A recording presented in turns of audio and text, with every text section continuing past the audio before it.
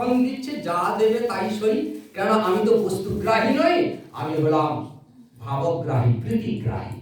তো কোনো এক সখা একটা কলকে ফুল, হলদে রঙের কলকে ফুল, কারণ কৃষ্ণের নাকি হলুদ রঙটা ভারী প্রিয়, বলে পিতাম্বর পরেন, পিত মানে হলুদ। আচ্ছা হলুদ রং কেন? দেখুন বলরামের হলো নীল রং, হ্যাঁ, আর কৃষ্ণের হলুদ রং। কারণটা কি? হলুদ হলো আকর্ষণ করার রং, কৃষ্ণ হলেন আকর্ষণকারী, আকর্ষয়তি ইতি কৃষ্ণ, আকর্ষণ করেন। এই আকর্ষণ করার রং হলো হলুদ রং। এই জন্য তিনি হলুদ রং করে এইটাই বোঝান যে আমার দিকে আমি এসেছি আকর্ষণ করার জন্য। সিগন্যালে হলুদ মানে গেবা রেডি হয়ে যাও, হ্যাঁ, লাল চুপ কর দাঁড়িয়ে যা, হলুদ হয়েছে মানে এবারে প্রস্তুত হয়ে যাও, কেন এইবারে সবুজ আসবে, চলবে। চলার প্রস্তুতি হলো হলুদ রং। প্রভু বলছেন কি প্রস্তুত হয়ে যাও, আমি আকর্ষণ করার জন্য এসেছি। আর বলরাম যে নীল রং মানে কি, তার অস্ত্র কি? লাঙল, হলমুসল ধরেছেন। হলমুসল তোমার আমার দিকে আসতে যা কিছু রাস্তায় বাধা আছে সব বাধাকে নীল রং ধরেছেন। যিনি কৃষ্ণ তিনি বলরাম, তিনি যে আমি নীল রঙে হল ধরেছি মানে তোমার বাধা সব কর্ষণ করে দিয়ে যাও। বাধা এড়ানোর জন্য নীল, কিন্তু তুমি যে আমার দিকে আসবে, আসার চেষ্টা করলে তবে তো বাধা বুঝবে। আসার যদি গুরুত্ব না বোঝো, চেষ্টা যদি না করো, তাহলে বাধা আছে কি না তুমি বুঝবে কি করে?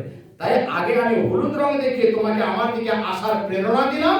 যেই তুমি আমার দিকে আসার চেষ্টা করলে রাস্তায় যদি কোনো বাধা থাকে, সেই বাধাকে সরানোর দায়িত্ব আমার।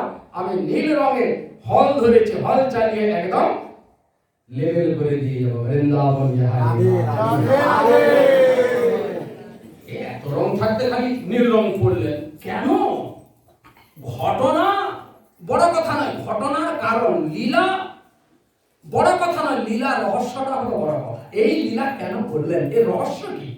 এই রহস্যটা যদি বোধে আসে তখনই লীলা রস বেরাবে। আচ্ছা তাই ব্যাস। তো একটা কর্ণিকা ফুল দিয়েছেন, কলকে ফুল, আর হাত পায়নি একটা। কৃষ্ণ বলছেন এটাকে নিয়ে কি করবো? বলে কানে পর। সকাল বলছে তুই কানে পর, বলে কান দুটা, কুণ্ডল একটা, বলে একবার এটাতে দিবি একবার ওটাতে দিবি। তো একটা কুণ্ডল একবার এই কানে দিলেন, ডান কানে। কিছুক্ষণ পরে বাম কান বলছে প্রভু আমার কি প্রসাদ পাওয়া হবে না? তুমি সখাদের প্রীতি প্রসাদ একটি ডান কানকে দিলে তার কি সৌভাগ্য আর আমার দুর্ভাগ্য? প্রভু বলছে না না তুই আর হতাশাগ্রস্ত হোস না, এই তোকে দিলাম। আবার এর থেকে তুলে একে দিলেন। কিছুক্ষণ পরে বলে প্রভু আমার এইটুকুই কোটা ছিল, এইটুকু এতেই হয়ে গেল, আর পাবো না। বলে আচ্ছা তুই আবার নে। এই একবার এখানে একবার ওখানে এই করতে করতে যাচ্ছে। তো কর্ণয় মানে দুটি কান, কর্ণিকার একটা কর্ণিকা ফুল, একটা কুণ্ডল, এই রহস্য। কেন অভিনেতা যখন সেজেছেন কিছু তো কায়দা কানুন করবেন, হ্যাঁ, ওই মঞ্চে কিছু দাঁড়িয়ে আছে হবে না, কিছু নাই, পাঠ নাই, একবার এদিকে যায় একবার ওদিকে যায়, হাঁটে হাঁটে। বলে কি? বলে এইটাই তোমার অভিনয় হচ্ছে। হ্যাঁ সে হয় মাঝে মাঝে, বুঝলেন। আমার এখানে জন্ম গ্রামাঞ্চল, একদম ক্লাবে যাত্রা হবে, বছরে একবার যাত্রা হবে কালী পুজোর সময়। সে কি সব বড় বড় সব মেতে যাত্রা হবে। একজন আছে ব্যবসা করে, যাত্রা করার খুব শখ, কিন্তু হলে কি হবে, মুখ খুললে মোটে কথা শেষ করতে পারে না। আচ্ছা এইরকম তোতলাকে কি পাঠ দেওয়া যাবে? কিন্তু তার যাত্রা করার ভারী শখ, হ্যাঁ, আবার তাকেও দরকার, কেন রোজকে দোকান টোকান করে ভালো, কিছু পয়সা চাঁদা দেবে ভালো। তারপর বলছে আমি চাঁদা দেবো, কিন্তু আমাকে পাঠ দিতে হবে, পাঠ দিলে আমি হব। তো আমাদের ক্লাবের যিনি দেখেছেন বলে হবে, বলে পাঠ দেওয়া হবে। হ্যাঁ, বলে আমি পেন্ট মারবো তো, বলে তুই মারবি, আমি সবার আগে মারবো। বললাম আর ঠিক হয়ে গেল। আখড়া রিহার্সাল যে হয় সবচেয়ে আগে সে আসে, তার পার্টি কি সব শাস্ত্রে মরা। বিপ্লবী বই হচ্ছে, ইংরেজরা মেরে দিয়েছে, একে কাঁধে নিয়ে কয়েকজন বিপ্লবী মঞ্চে যাবে, এই যে মরে পড়ে থাকবে, এইটাই হলো তার পাঠ, কথা বলা নাই সব হলো। আর এই পাঠ হবে, সে তাতেই খুশি। এবারে যেদিন যাত্রা হবে সবার আগে গ্রিন রুমে ঢুকে সে শ্যাম্পু টেম্পু কয়েক পাতা ঝেড়ে দিয়েছে, দিয়ে চুলকে একদম মাছ ধরে চুল কাটেনি, সে রেখেছে বলে যাত্রা করবো না ঠিক কি দিয়ে গিয়ে বলে আমাকে সাহায্য বলে তুমি কি পাঠ করছো, বলে আমি সব, বলে আমি সব, বলে সব আবার কি পাঠ, তুমি কি সবার বলবে নাকি সব, শেষে উদ্ধার হবে দন্ত সব নয় বলে তালেবে সব, হ্যাঁ যে তাকে একটু হালকা একটু বলে আমি চাঁদা দিয়েছি বেশি, তুই এইটুকু রং দে, বেশি করে রং মাখ, এই রং টং মাখিয়ে হেনা করে ব্যাস বলে পোশাক পরাও, চাঁদা দিয়েছি আমি, সবচেয়ে রঙিন পোশাক পরলো, দিয়ে যখন মঞ্চে যেতে হবে সে ঘেমে যাচ্ছে, বলে কি ঘন ঘন পিড়ি ফুটছে, কি এইবার আমার পাঠ, এইবার আমাকে যেতে হবে, যে আয় শুয়ে পড়, চাকরার তৈরি শুয়ে পড়, সে ঘেমে টেমে একবার বলে এত ঘামছিস কেন, বলে আমি না ভয় পাচ্ছি, মঞ্চে যাবো না ভয় পাচ্ছি, শুয়ে পড়লো, তারপরে একটা সাদা থান ঢেকে দেওয়া হলো, সব নিয়ে যাচ্ছে, নিয়ে গেল, যা হওয়ার হলো, কাঁধে করে নিয়ে গেল, আবার নিয়ে এলো, 500 টাকা চাঁদা দিয়েছি, এই মঞ্চে যাবে বৃন্দাবনে, সে অভিনেতা নয়, আরে সে কি অভিনয় করেনি, করেছে, কাঁধে করে মঞ্চে গেছে, সেখানে চুপচাপ করে দেখেছে, এইটাই তার অভিনয়, এই জন্য তো 500 টাকা চাঁদা দিয়েছে, এত পেট লেগেছে, তো কিছু তো একটা করতে হবে। তো কৃষ্ণ এখান থেকে ওখান, ওখান থেকে এখান, এই করছেন। বিভ্রদ বাস কনক কপিসম, বিভ্রদ বাস তার যে পরিধান দিকে কনক কপিসম, কনক বর্ণ, সুবর্ণ মানে হলুদ রঙের পীতাম্বর পরেছেন, বৈজয়ন্তী মালাম, গলায় বৈজয়ন্তী মালা ঝুলছে, বৈজয়ন্তী মালা, এ মালা আবার বহু প্রকার ভেদে রেখেছে, একে শুধু মালা বলা হয়। বৈজয়ন্তী মালা হতে গেলে তাতে 5 রকমের ফুল থাকে, 6 হলে হবে না, 5 রকম, 4 হলে হবে না, 6 হলে হবে না, আবার খালি 5 রকম ফুল হলে হবে না, তার অবস্থান ঠিক করতে হবে, এই যে দেওয়া হলো 5 রকম পরপর থাকলো, আবার এখান থেকে ঠিক এই ক্রমে আবার 5 রকম থাকবে, যে এখানে একরকম, এখানে গোলমাল করে রাখলে হবে না, এই রকম 5 জুথে রাখতে হবে, এবং তার লম্বা হবে হাঁটুর থেকেও লম্বা, তবে তাকে বলা হবে বৈজয়ন্তী মালা। মানে বৃন্দাবনে রসিক মহাত্মা, তাদের দৃষ্টি আরেক রকম। তো বৈজয়ন্তী মালার পরিচয় দিতে গিয়ে এক মহারাজ বলছেন, ওই গ্রামের দিকে আগে সব গরু থাকতো, এখন তো গরু নেই, এখন আগে ছিল গরু চাষবাসে লাগতো, গোমাতা সেবা করা হতো, এখন তো পাউডার দুধ দিয়েই চালিয়ে নিচ্ছে আমরা, সুতরাং আর গাই পুষবো কেন, অত হ্যাপানো আর নাই, তাই গরু এখন খাদ্য বিশেষ, খাদ্য বিশেষ, যাই হোক সেবার বিষয় নয়। তো গ্রামের দিকে কিছু দুষ্ট গরু থাকতো, ছেড়ে দিলেই সেই বড় বড় বেড়া ভেঙে লাভ মেরে তছনছ করে দিয়ে আসতো, দিলে গালাগালি শুনতে হতো। তখন গৃহকর্তায় দুষ্ট গরুকে সামলানোর জন্য তার গলায় একটা লম্বা বাঁশ বেঁধে দিত, দড়িতে করে লম্বা বাঁশ, মানে গরু হাঁটলে তার হাঁটুতে খাড়াং খাড়াং করে লাগবে, যে হাঁটবে দড়ি লম্বা, বাঁশটা ঝুলছে, হাঁটতে গেলেই সে লাঠিটা তার হাঁটুতে লাগবে, তখন আর দৌড়াতে পারে না, হাঁটুতে লাগবে, লাগছে। দুষ্ট গরুকে জব্দ করার জন্য এই লম্বা বাঁশ গলায় ঝুলিয়ে দিত। তা কৃষ্ণকে জব্দ করার জন্য ভক্তরা, ওখানে যে ভারী চঞ্চল, চঞ্চল কৃষ্ণ বলা হয়েছে, খালি কৃষ্ণ চঞ্চল নয়, তার প্রতিটি ইন্দ্রিয় চঞ্চল, তার নেত্র চঞ্চল, ভ্রু চঞ্চল, এই জন্য বাঁকা, বাঁকা মানে কি, চঞ্চলতার নাম হলো বক্রতা, বাঁকা। সে প্রভুর কোন স্বরূপের আগে বাঁকা বিশেষণ লাগানো হয়নি, শুধু এই শ্যামের আগে লাগানো হয়েছে বাঁকা। কেন? এই চঞ্চলতার জন্য। গোপীরা খুঁজে খুঁজে হয় না, পান না, রাসে পৌঁছালেন গায়ে খোঁজো, কেন না এই যে চঞ্চলতা, বক্রতা। এই জন্য ভক্তরা ওই দুষ্ট গুরুকে সামলানোর জন্য যেমন হাঁটুতে লাগালো লম্বা বাঁশ, সেই রকম কৃষ্ণর চঞ্চলতাকে সামলানোর জন্য বৈজয়ন্তী মালার বাঁশ দিয়ে দিয়েছেন। হাঁটতে গেলে হাঁটুতে জড়িয়ে যাবে, ব্যাস তখন খুলবেন তবে তো আর এক পা যাবেন, খুললে তবে যাবে, নাহলে সেখানে চুপে দাঁড়িয়ে থাকতে। বৃন্দাবন বিহারী লাল কি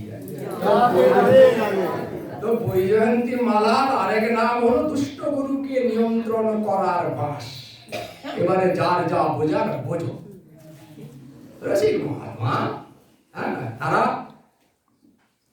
গালাগালিও যে দেন, এটা হলো প্রীতি প্রণয় জনিত রসিকতা। যেমন স্বামী হলো বিচারক, আসতে দেখলে সবাই উঠে দাঁড়ান, বড় বড় সব প্রতিষ্ঠিতরা, আর তার স্ত্রী বলছে বাড়িতে এসছেন বিচারক। আরে তিনি বিচারক যখন তার দপ্তরে আছে, বাড়িতে এলে তিনি স্ত্রীর স্বামী, ছেলের বাবা, বাবার ছেলে, ভাইয়ের দাদা, এরকম সব। তো স্ত্রী বলছেন এই দেখো না, এই দুটো জিনিস একটু বাজার থেকে চট করে এনে দাও তো। বলছে আচ্ছা যাচ্ছি যাচ্ছি। তো রাস্তা বেরিয়ে গেছে, ছুটিতে বাড়ি গেছে, বন্ধুর সঙ্গে দেখা হয়ে গেছে, কথা বলতে গিয়ে ভুলে গেছে কি কি আনতে বলেছে। এবারে স্ত্রী কি কি নিতে বলেছিল, বোধ হয় এইটা, বোধ হয় করে দুটো এনেছেন, কিন্তু স্ত্রী যা বলেছিলেন সে দুটো নয়, তিনি আর কিছু দুটো নিয়ে এসেছেন। স্ত্রী বলে বাজারে কি ঘুমিয়ে গেছে নাকি? বলে না সে দেখা হয়ে গেল, আচ্ছা সে হয়ে গেল, জানতে বলছে এনেছো, দাও আমি রান্না বসে দিচ্ছি, কড়া বসে দিচ্ছি। বলে না, ব্যাগ খুলে স্ত্রীর চোখ তো কপালে। বলে কি আনতে বললাম আর কি নিয়ে এসেছো? বলে না তুমি তো এটা বলেছি।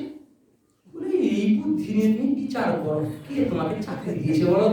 আমি হলে তো একদম নট করে দিতাম। আচ্ছা এই কথা শুনে বিচারক স্বামী রেগে গেছেন? রাগেনি, কেন? স্ত্রীর এই কথা, প্রিয়া যদি মান করি করে ভক্তসন, বেদস্তুতি হইতে হরে মোর মন। স্ত্রীর মুখ থেকে এই কথা শুনতে স্বামীর ভালো লাগে, কিন্তু আর কেউ যদি এই কথা বলে, আপনাকে কে বিচারকের পদে বসিয়েছে বলুন তো? সঙ্গে সঙ্গে হাজার বৃন্দাবন বিহারী লাল কি জয়। একই কথার দুরকম পরিণাম, কেন? উপস্থিতি অনুযায়ী, পরিচয় অনুযায়ী। তো সাধুরা যখন বলেন এটা কৃষ্ণের কাছে ক্রোধের বিষয় হয় না, বা সাধুরাও যখন বলেন, স্ত্রী যখন বললো রেগে বলেনি, এটা সে প্রীতিতে বলেছে। সাধুদেরও যা কিছু সম্ভাষণ সব প্রীতির সম্ভাষণ, প্রভু আস্বাদন করেনি।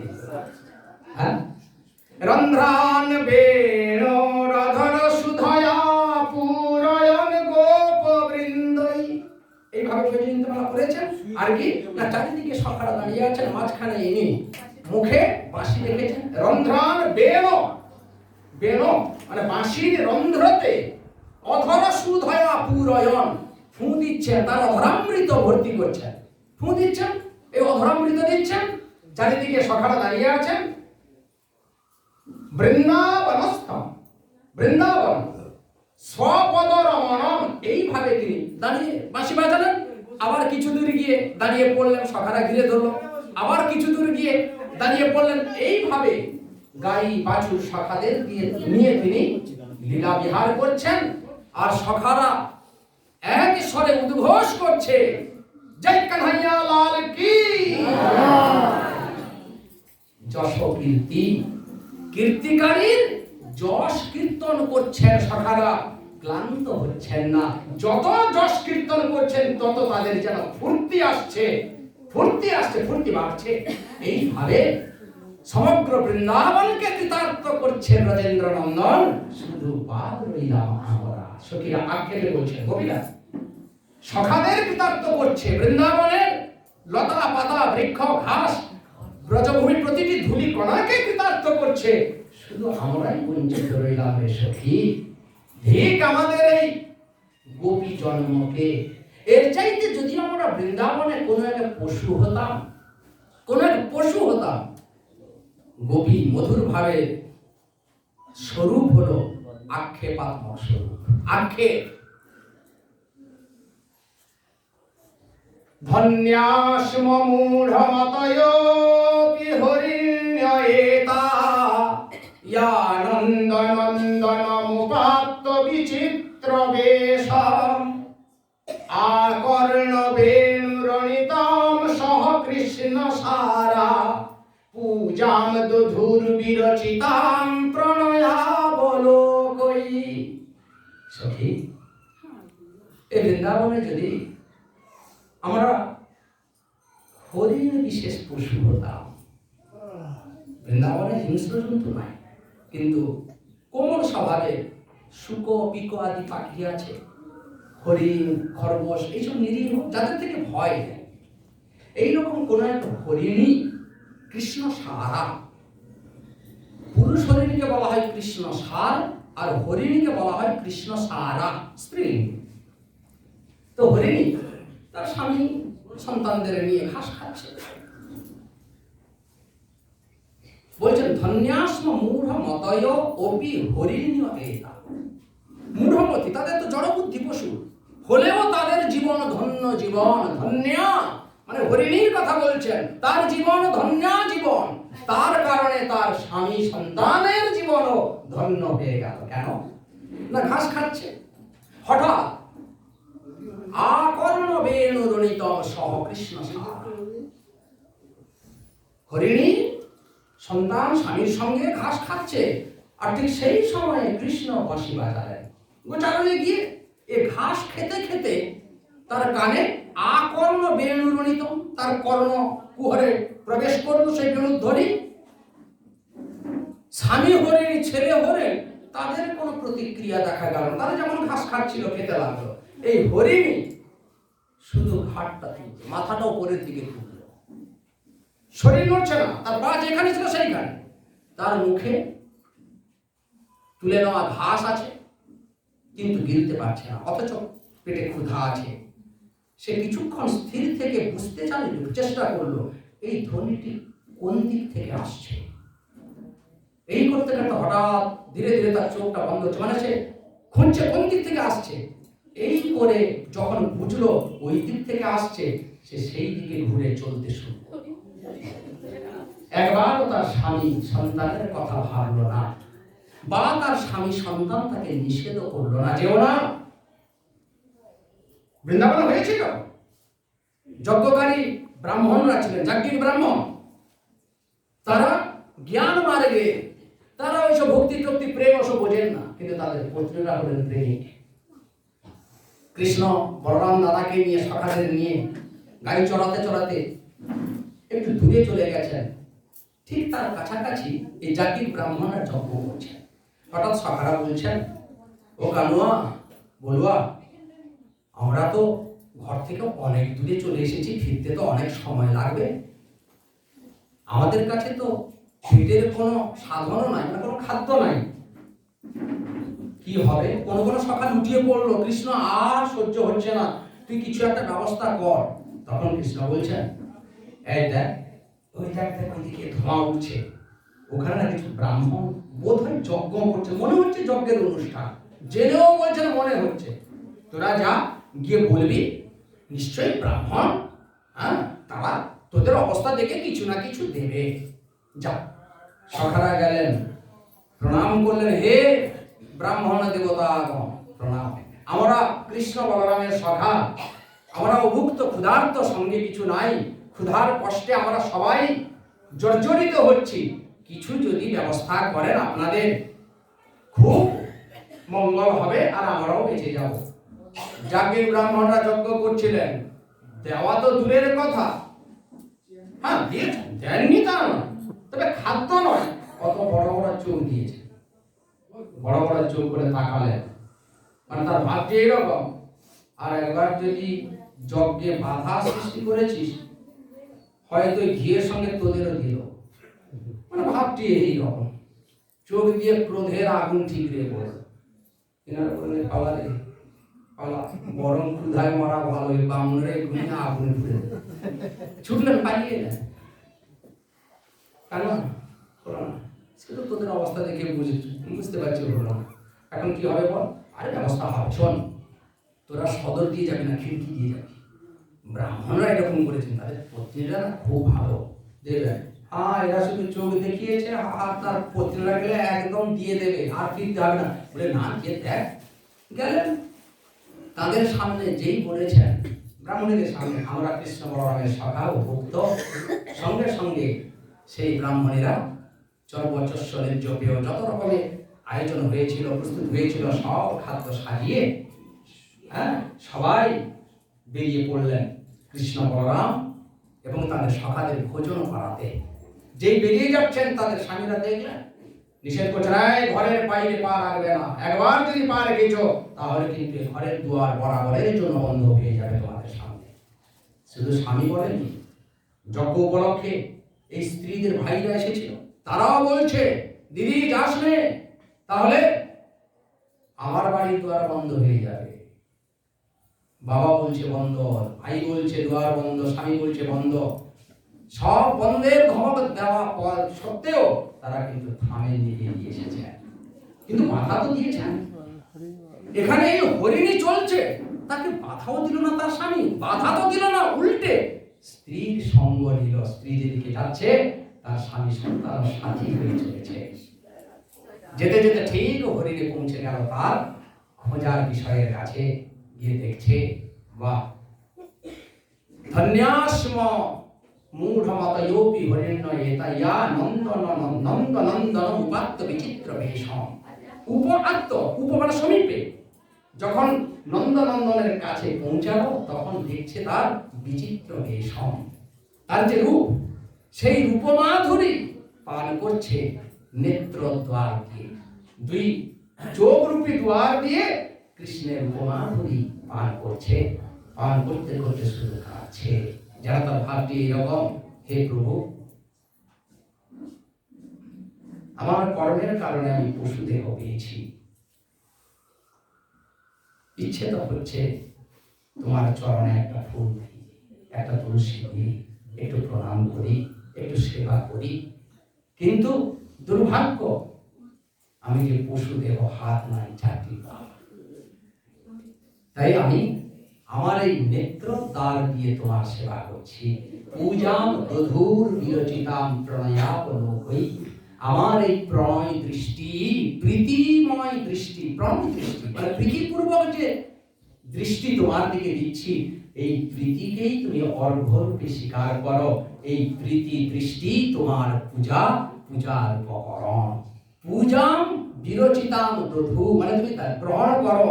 আমার এই প্রীতিপূর্বক দৃষ্টি অবলোকন, এইটাই আমার পূজার সামগ্রী, এইটাই আমার পূজা।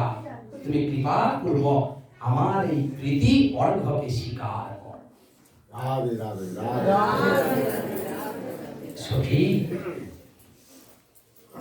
এই জন্যই বোধ হয় তার নাম কৃষ্ণ সারা। হরিণের নাম কৃষ্ণ সার। কেন না, সে তার জীবনের সার রূপে নির্ণয় করেছে কৃষ্ণকে। কৃষ্ণ সার শব্দের অর্থ কি হয়? তার জীবনের বিচার, জীবনের সার বস্তু কি? কৃষ্ণই যার জীবনে সার বস্তু, আর বাকি সব অসার। সে হলো কৃষ্ণ সার, আর স্ত্রীলিঙ্গে সে হলো কৃষ্ণ সারা। এই জন্যই হরিণের নাম কৃষ্ণ সার হয়েছে বোধ হয়, গোপীরা বলছে। আবার কোন এক কবি বলছেন, দেখো, গোপ্য কিমাচরদয়ম কুশলম স্মবেন দামোদরাধর সুধাম প্রণয়াবলোকৈ।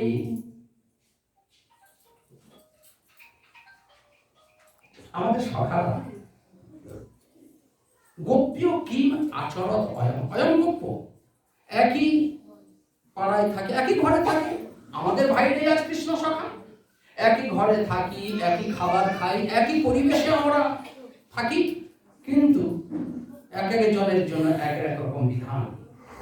আমাদের ভাই আজ যারা কৃষ্ণ সখার পরিচয় পেয়েছে, তারা সারা দিন ধেই ধেই করে কৃষ্ণের সঙ্গে কাটায়, কিন্তু আমরা সে একই জায়গায় থেকেও কৃষ্ণের দর্শনটুকু করতে পারবো না। সমাজ বিধি চাপিয়ে দিল, পরপুরুষ দৃষ্টি দিতে পারবে না। এর চাইতে আমরা যদি সখা দেহ পেতাম, পুরুষ দেহ পেতাম, তাহলে কবে কৃষ্ণ দর্শন হয়ে যেত। আবার কোন একসাথে বলছেন, সখাদের তো তবু রাতের বেলা তো বিচ্ছেদ হয়ে যায়, কৃষ্ণ তার বাড়ি যায়, সখারা নিজ নিজ বাড়ি, রাতটা তো কৃষ্ণ বিচ্ছেদে কাটে। কিন্তু এই বেণু বাঁশি কি তপস্যা করেছে, কি আচরত অয়ম বেণু। এই কি দিন কি রাত, কি নিদ্রায় কি জাগরণে, সব সময় কৃষ্ণ এই বাঁশিকে কাছে রেখেছেন। শুধু কাছে রাখেন তা নয়, তাকে সেই রস পান করান দামোদর অধর সুধা। মাসিকে যেন বলছেন, হ্যাঁ গো বংশী সখী, তুমি কোন যোগ্যতায় কৃষ্ণ অধরামৃত পাচ্ছ সেটা একটু আমাদের বলো তো। তখন মাসি বলছেন, আগে আমার অযোগ্যতাটা শোনো। সাধু গুণের কথা আগে বলে না, আগে তার দোষের কথা বলে। তাই মাসি তার দোষের কথা বলছে, বলছে আমি অন্তঃসার শূন্য। আমরা বলি না, তোর ভেতরে ফাঁপা কিচ্ছু নেই, মানে অন্তঃসার, ভেতরটা তো শূন্য। বাঁশির ভেতরে কিন্তু ফাঁপা, ফাঁপা না হলে বেরোবে কি? তাই অন্তঃসার শূন্যতা হলো দোষ। দোষ আমার ভেতরে কিছু নাই। দ্বিতীয় দোষ হলো আমি নবছিদ্রযুক্ত। ছিদ্র মানে দোষ, ওটা তার ছিদ্র। দেখো চানুনি ছুঁচকে বলে তোর পেছনে একটা ছিদ্র, কিন্তু জানা তার কত ছিদ্র, মানে ছিদ্র মানে দোষ। বলছেন আমার একটা দুটা নয়, নটা ছিদ্ররূপী দোষ আছে, এটা আমার দোষ গেল। তবু কৃষ্ণ কৃপা করে আমাকে তার অধরামৃত পান করায়। কেন? আমি হলাম সরল। এবারে কোন বলছেন? বাঁশি সরল। বাঁশি যদি বাঁকা হয় তাহলে হবে না। সরল। আর একটা কি? উদারতা। সে আমাকে অধরামৃত দিচ্ছে, আমি পাওয়ার সঙ্গে সঙ্গে নিজে ভোগ করার আগে জগৎকে ভোগ করাই। সে ভোগ দেওয়ার সঙ্গে সঙ্গে আমি তাই যে সরল এবং উদার সেই কৃষ্ণ সেবায় যাওয়ার অধিকারী। তোমার যতই যোগ্যতা থাক, তোমার যদি সরলতার অভাব হয়, উদারতার অভাব হয়, আগে আমি খাবো তারপরে খাওয়াবো বলে না। যতই ছিদ্র থাকুক, সরল এবং উদার যদি হও, কৃষ্ণ অবশ্যই কৃপা করবে। সরল কৃষ্ণের ভারী প্রিয়, ভগবানের ভারী প্রিয়। আচ্ছা, এই প্রসঙ্গে চিত্রকূটে গেছেন রামচন্দ্র, পৌঁছেছেন রাজমহলে বড় হয়েছেন। আজ দৈব কারণে তিনি বনে এসেছেন পিতৃসত্য পালন করতে।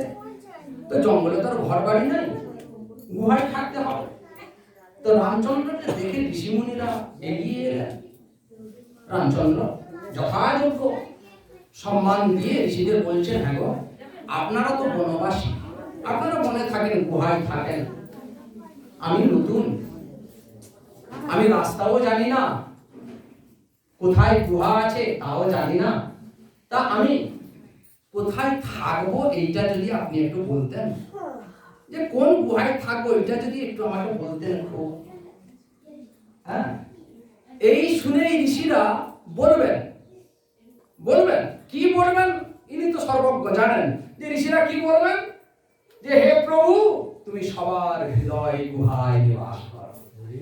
হৃদয় গুহায় এই শুনবেন, এই বলবেন ঋষিরা, জেনে তার আগে না বলে ফেলছেন, মোহি কপট ছল ছিদ্র ন ভাবা, মোহি কপট ছল ছিদ্র ন ভাবা। মোহি কপট, আমি হৃদয় গুহায় থাকবো, কিন্তু কোন গুহায় থাকবো না, কোন হৃদয়ে থাকবো না, যে হৃদয় মানে ভাবনা, হৃদয় কি আছে? ভাবনা। যে ভাবনায় কপটতা আছে সেখানে আমি থাকবো না। মোহি কপট ছল, যেখানে ছলনা কুটিলতা আছে সেখানে থাকবো না। যেখানে ছিদ্র, অন্যের দোষ দেখা যার স্বভাব, পরদোষ দর্শন করা যার স্বভাব, সেই রকম হৃদয়ে থাকবো না। যে ছলনার দ্বারা সবাইকে বোকা বানায় তার হৃদয়ে থাকবো না। যে সরল নয় তার হৃদয়ে থাকবো না, বাকি সবার হৃদয়ে থাকবো। তার উল্টো বলে যার হৃদয় সরল তার সেখানে থাকবো। তাই বাঁশি বলছেন আমি সরল এবং উদার। তাই আবার কোন এক সখী বলছেন, সখী এই যে বৃন্দাবনের গাছে গাছে যে পাখি দেখছিস, এরা কিন্তু পাখি নয়। প্রায় পতঙ্গ বিহগা মুনয় বনেস্মিন, কৃষ্ণেক্ষিতম তদুদিতম কলবেন গীতম, আরুই হয়ে দ্রুমভুজান রুচির প্রবালান, শৃণ্বন্ত মিলিত দৃশো বিগতান্যবাচ প্রায় বতাম্ব বিহগা। বত যোগ অম্ব বতাম্ব। বত মানে খেদে আহা, অম্ব মানে হে সখী। প্রায় বিহগা, বিহগ মানে পাখি। এই যে পাখিরা, এরা প্রায়শ মানে সাধারণত দেখতে তো পাখির মতো, কিন্তু এরা পাখি নয়। ইনার মুনয় অস্মিন বনে বনেস্মিন, এই বৃন্দাবনে পাখি রূপে যারা আছেন তারা হলেন সব ঋষি মুনিরা।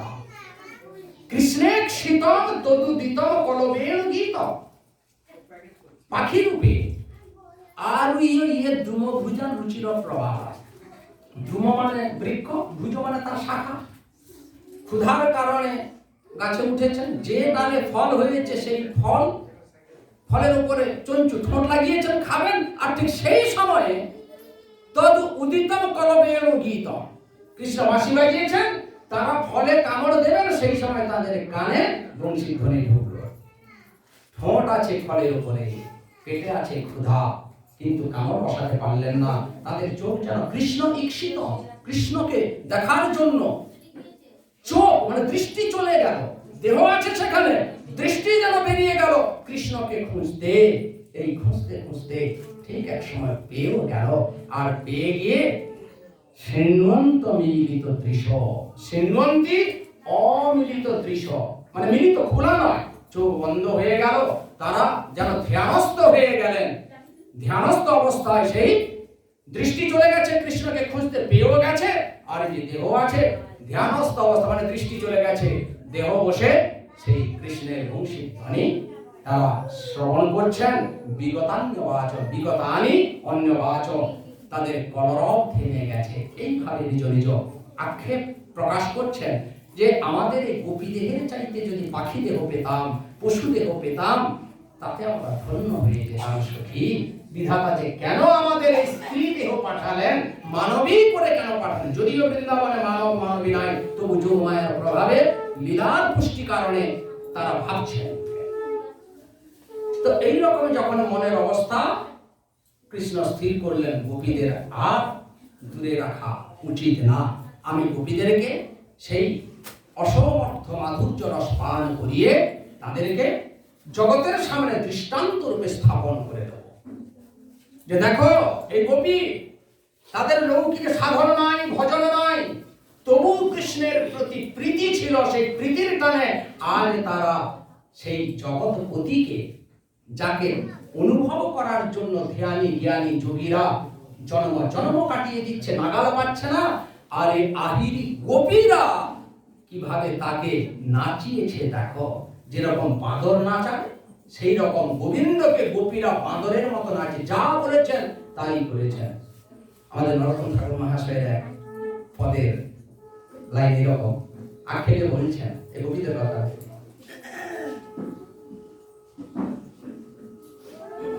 কবে বৃষভানুপুরে আহিরি গোপীর ঘরে, তনয়া হইয়া জনমিব। কবে বৃষভানুপুরে, বৃষভানুপুরে মানে রাধারানীর গোপী রূপে আহিরি গোপীর ঘরে। গোপী ঘরে দেহ পাবো, কারণ গোপী দেহ ছাড়া কৃষ্ণ সেবার সুযোগ হয় না। এই জন্য গোপী ভাবেতে চিন্তা করো। সাধক দেহে ভাবিবে যাহা, সিদ্ধ দেহে পাইবে তাহা। এই দেহে ভাবলে হবে না। গোপী দেহ সিদ্ধ দেহ, সেই সিদ্ধ দেহ হলো গোপী দেহ। মঞ্জুরি স্বরূপ গোপীর আনুগত্যে গোপী রূপে সেখানে পৌঁছাও। কবে আমি সেই বৃষভানুপুরে আহিরি গোপীর ঘরে তনয়া হইয়া জন্মিব, মানে গোপ কন্যা রূপে জন্ম পাবো। আর কবে সাক্ষাৎ গোবিন্দ সেবাতে তার করুণায় নিযুক্তি পাবো। ঠাকুর মশাইয়ের প্রার্থনা। তো গোপীদের এই ভাব থেকে তার এই কর্মটি, গোপীদের যে আমরা উত্তম দেহ চাই না, কোনো কিছু চাই না, শুধু একটাই চাই, যে দেহতে গোবিন্দ সেবা হবে আমরা সেই দেহ চাই। সেই দেহ যদি পশুরা হয়, পাখিরা হয়, কীট পতঙ্গেরও যদি কি হয়, আমরা সেই দেহকে বরণ করি।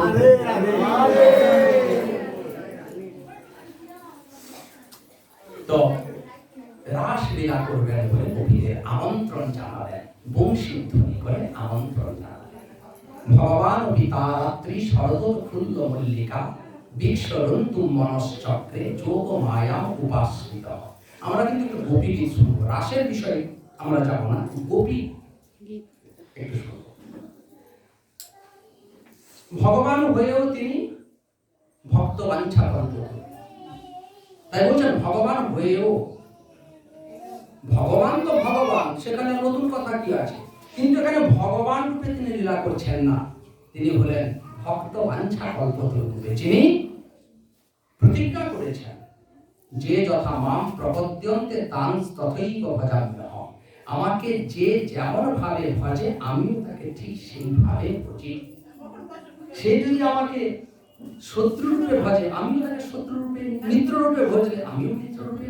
গোপ্য কামাদ ভয়াদ বংশ দেশাদ চৈত্যাদয় নৃপা সম্বন্ধাত কৃষ্ণাদ স্নেহাদ জুইয়ম ভক্ত্যা বয়ম বিভো। গোপীরা কাম ভাবে উপপতি রূপে আমাকে ভজন করেছে, আমি তাদের কাছে উপপতি রূপে নিজেকে উপস্থাপন করেছি। গোপ্য কামাদ ভয়াদ কংস, কংস ভয় ভাবে আমাকে ভজেছে, আমি তার সামনে ভয় রূপে দাঁড়িয়েছি।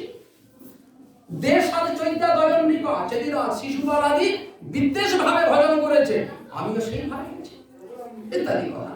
তো ভক্ত বাঞ্ছা মানে ইচ্ছা, বাঞ্ছার অর্থ ইচ্ছা। কল্পতরু যে যেমন ইচ্ছা করে, কল্পতরুর কাজ হলো ইচ্ছা পূরণ করা, চাইলে পূরণ করে কল্পতরু।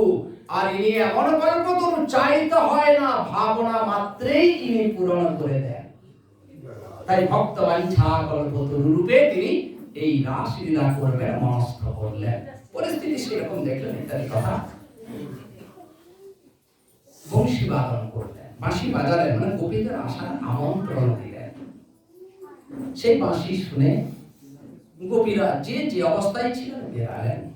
নিশম্য গীতাম তদনঙ্গ বর্ধন ব্রজ স্ত্রিয় কৃষ্ণ গৃহীত মানসা আজগুমরণ্যন্যমলোক্ষিতোদ্যমা সয়ত্র কান্ত জবয়োল কুণ্ডলা।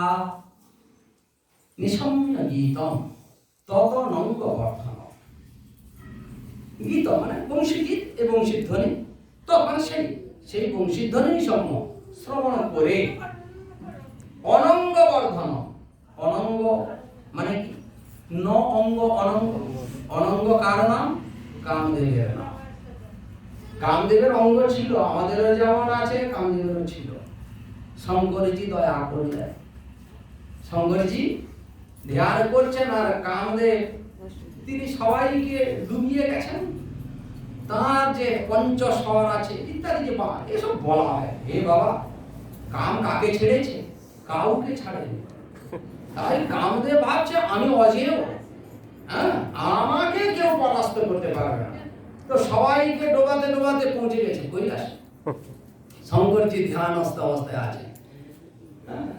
কামদেব ভাবছে যা, ইনাকেও ডুবিয়ে তার পরের জনকে ধরবো, রাস্তায় যে আসবে তাকে ডোবাবো, এই ভেবে মারা শুরু করলেন কামদেব।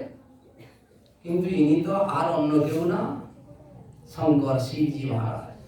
তিনি ভাবলেন হায় রে, অযথা সময় নষ্ট করছে, এর চাইতে যদি একটু বসে প্রভুর ধ্যান করতিস, একটু যদি প্রভুর গুণগান করতিস, তাহলে ধন্য হয়ে যেতিস।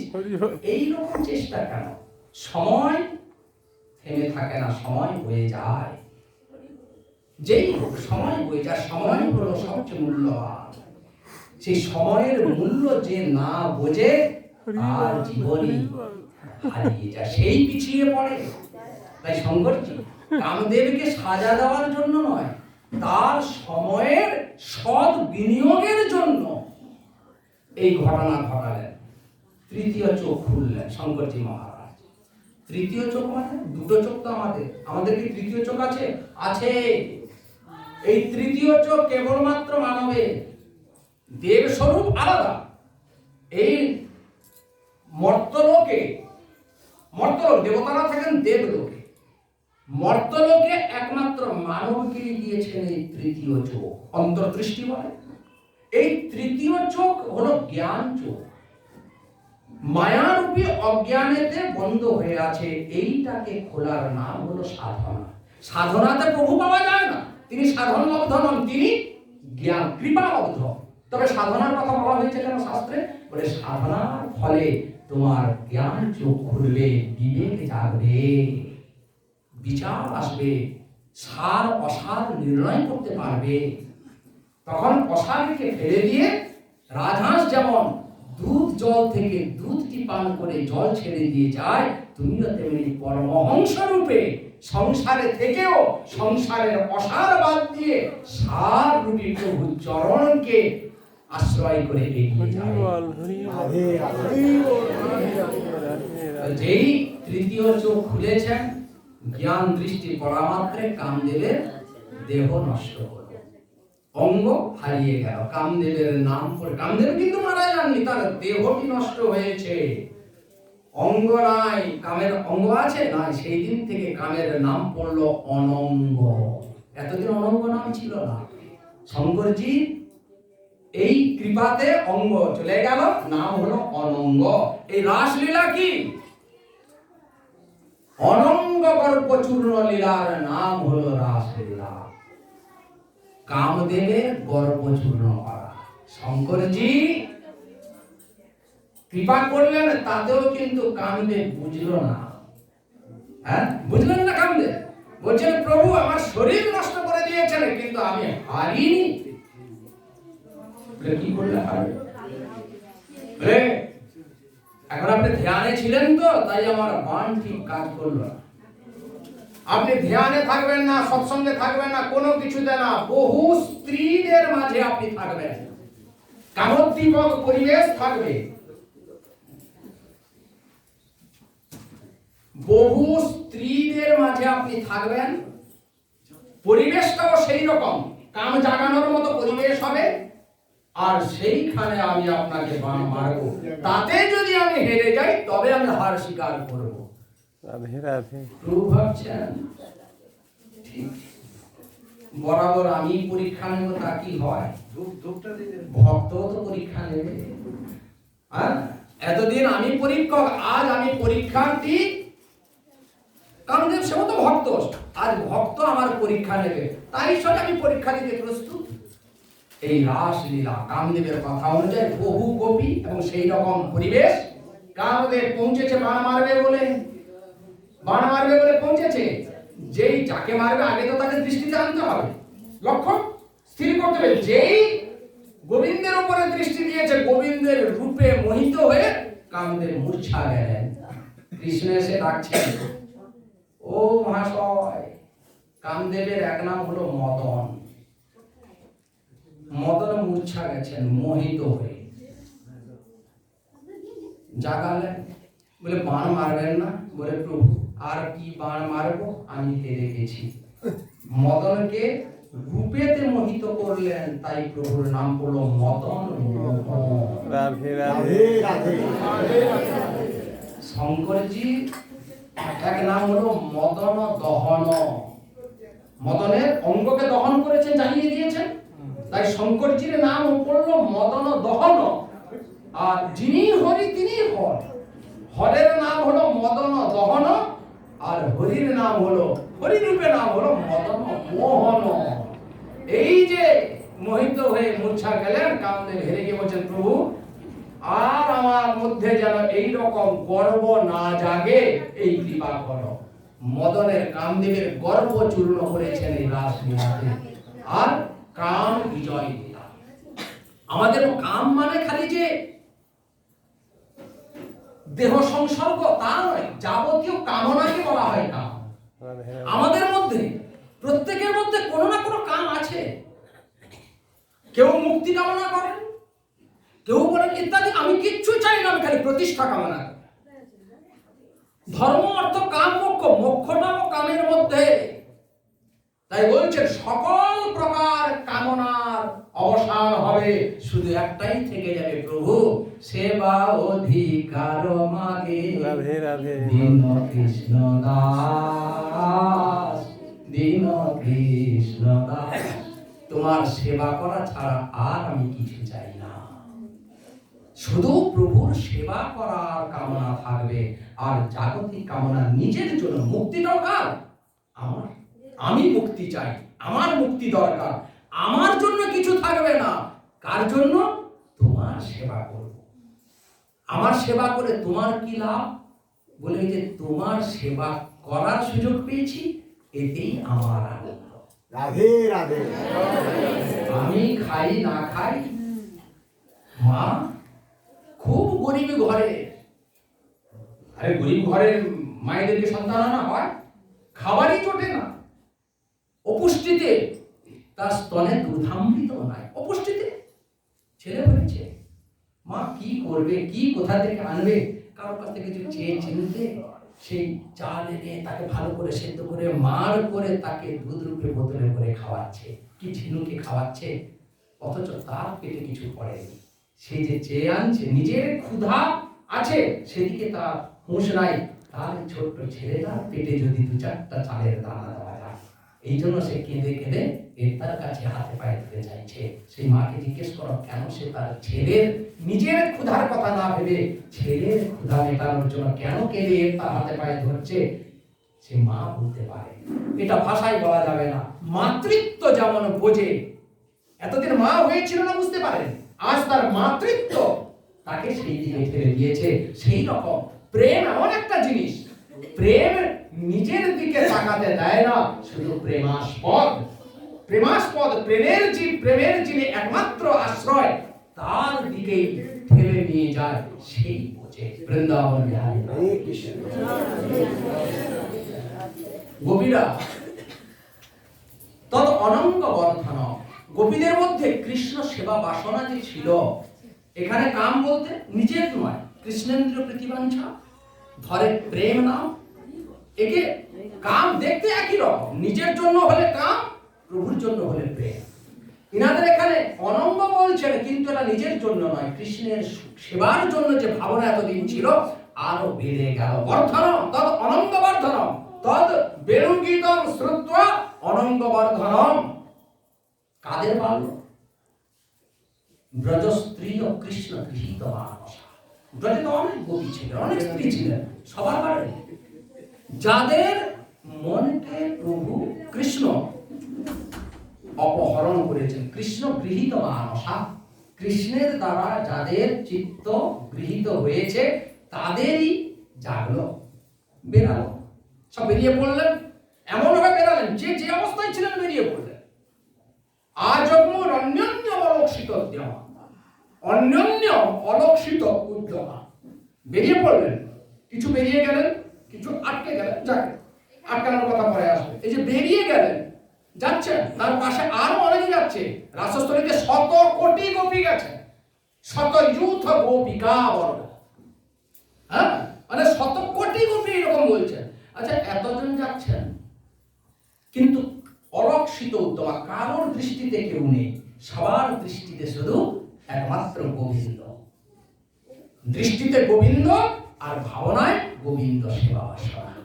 পাশে কে আছে, কে নেই, কে যাচ্ছে, কিভাবে যাচ্ছে, এসবের দিকে অন্যান্য অলক্ষিত নলক্ষিত একই সঙ্গে যাচ্ছেন, কিন্তু কোনো খবরই নাই। কোথায় যাচ্ছেন? স্বয়ত্র কান্ত জগলকুণ্ড, জগলকুণ্ড।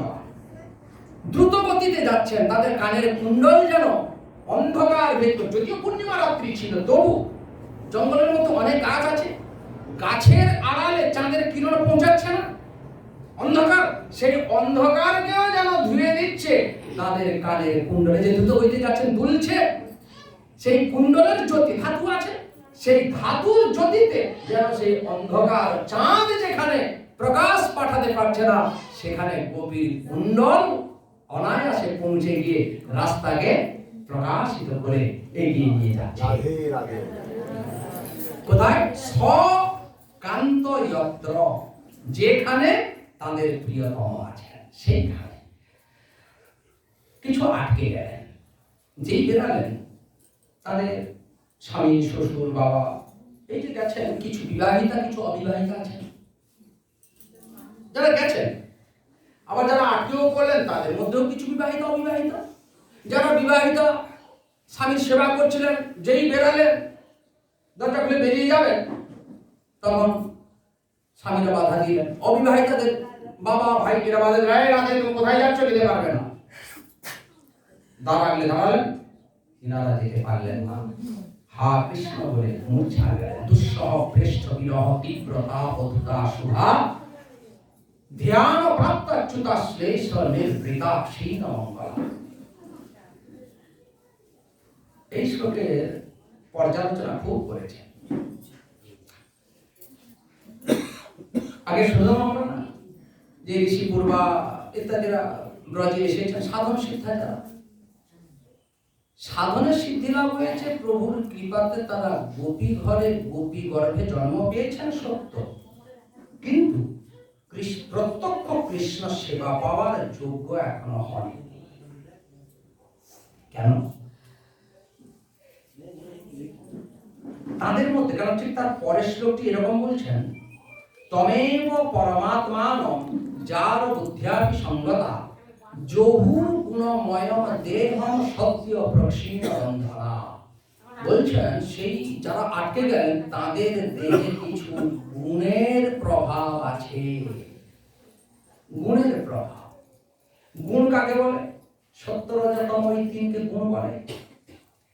তারা আগের জন্মে সাধন করে প্রভুর কৃপায় এসেছেন, কিন্তু তাদের দেহে কিছুটা গুণের আভাস রয়ে গেছে। এই গুণের আভাস রয়ে গেছে যাদের, তাদেরই বিবাহ হয়েছে, তারাই পতি সেবা করেছেন। আরেকটি কথা, কৃষ্ণের সেবায় কোন জাগতিক বস্তু লাগে না, মানে প্রত্যক্ষ সেবায়। আমাদের এই যে সেবা এগুলো পরোক্ষ সেবা, বিগ্রহ চিন্ময় চিন্ময়, কিন্তু পরোক্ষে আমরা দিচ্ছি। কারণ এই দেহ কি সেবা দেবে গোবিন্দ?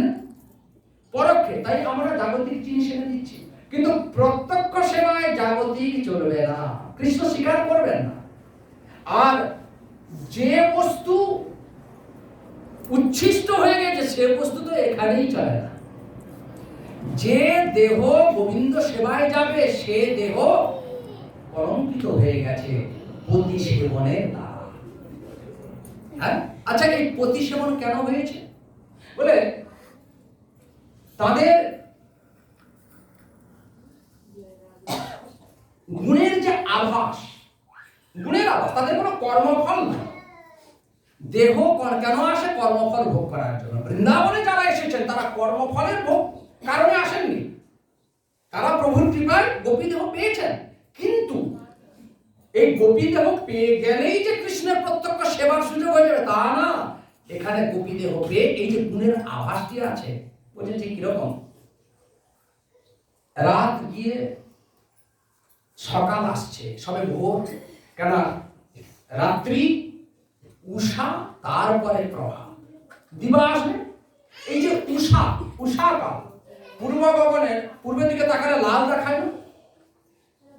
সূর্য লাল, একদম লাল, সিঁদুরের মতো পূর্ব গগন দেখায়। দিনের বেলা তো একদম সাদা, ওই লাল দেখায় না? রাতে দেখায় কালো, দিনের বেলা সাদা। তো লালটা কেন? লাল কেন না? এখনো কিছুটা অন্ধকারের আবেশ আছে। দিনের সাদা, লাল বলে কোনো অংশ নাই, দিনের যে সাদা অংশ তার সঙ্গে কিছু এখনো রাতের কালো আভাস আছে বলে সাদা আর কালো মিলে লাল হয়েছে। একদম কালো নয়, কালোর আভাস। ধীরে ধীরে এই কালোর আভাস যত যত কাটবে তত তত রক্তিম অবস্থাটা, লাল রংটা সাদা হতে লাগবে। হতে হতে যখন একদম কালো অংশ কেটে যায় তখন সাদা হয়ে যায়, সকাল হয়ে গেছে বলে বলি। গোপীরা তাদের কর্মময় যে জীবন ছিল, সাধক জীবন, অন্ধকারময় জীবন, রাত চলে গেছে, গোপী দেহে জন্ম পেয়েছেন, কিন্তু এখনো সকাল আসেনি। গোপী দেহ মানে এই উষা, এখনো আভাসটি আছে। এই আভাস কাটবে কি করে? নিত্য সিদ্ধা রাধারানী আর কি গোপীদের আনুগত্যে, তাদের সঙ্গ করতে করতে, তাদের মুখনিসৃত কৃষ্ণ কথা শ্রবণ করতে করতে, এই শ্রবণ কীর্তন করতে করতে তাদের যে গুণের অর্থাৎ কালো আভাস আছে কেটে যাবে। তখন তারা প্রত্যক্ষ কৃষ্ণ সেবার অধিকারিণী হবে। যারা সেই অধিকার পর্যন্ত পৌঁছাতে পারেননি তারাই আটকে গেছেন। দুঃসহ পৃষ্ঠ বিরহ, আটকে গেলেন। দুঃসহ মানে অসহ্য, পৃষ্ঠ বিরহ, পৃষ্ঠ মানে প্রিয়তম। সেই প্রিয়তম কৃষ্ণের কাছে যেতে না পারার কষ্ট সইতে না পেরে তীব্র তাপ ধূত অশুভা, কৃষ্ণ বিরহরূপী তীব্র তাপে তাদের যত অশুভ ছিল, শব্দটা দিয়েছেন অশুভ, ধূত, ধুয়ে গেল, যত অশুভ ছিল কেটে গেল। আচ্ছা, হা কৃষ্ণ বলে মূর্ছা গেলেন, ধ্যানস্থ হয়ে গেলেন, যেতে না পেরে হা কৃষ্ণ, দেহ জ্ঞান নাই। এই দেহ জ্ঞান নেই, এটাকে বলছেন ধ্যান প্রাপ্ত ধ্যান। ধ্যানস্থ হয়ে গেলেন, ধ্যান